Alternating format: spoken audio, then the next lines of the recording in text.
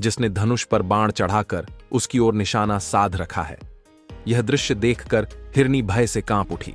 घबराए हुए स्वर में उसने शिकारी से कहा, हे व्याध, ठहर जाओ, कृपा करके मुझे मत मारो, ऐसा करने से तुम्हें भारी पाप लगेगा। हिरनी की यह करुण पुकार सुनकर वह शिकारी जोर से हंस पड़ा। उपहास भरे स्वर में उसने कहा, हे हिरनी, आज मेरे घर में सभी भूख से तड़प रहे हैं। मेरी पत्नी और मेरे माता पिता भोजन की प्रतीक्षा कर रहे हैं, इसलिए मैं तुम्हें मारकर घर ले जाऊंगा और उनकी भूख मिटाऊंगा।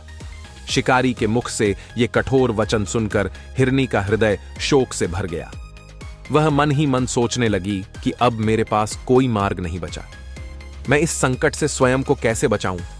ऐसा विचार करते हुए उसने दोबारा साहस जुटाया और विनयपूर्वक शिकारी से बोली, हे व्याध, यदि मुझे मारकर मेरा मांस खाने से तुम्हारे परिवार की भूख शांत होती है तो तुम मेरा शिकार अवश्य कर लेना। किंतु हे व्याध, मेरी बात एक बार ध्यान से सुन लीजिए। मैं आपसे निवेदन करती हूं कि मुझे जाने दो, क्योंकि इस समय मेरे छोटे छोटे बच्चे भूख से व्याकुल हैं और मेरी प्रतीक्षा कर रहे हैं। तुम्हारे हाथों प्राण त्यागने से पहले मैं केवल इतना चाहती हूं कि एक बार जाकर उन्हें देख आऊं और उन्हें उनके पिता की सुरक्षा में सौंप दूं। इसके बाद मैं स्वयं लौटकर तुम्हारे सामने उपस्थित हो जाऊंगी।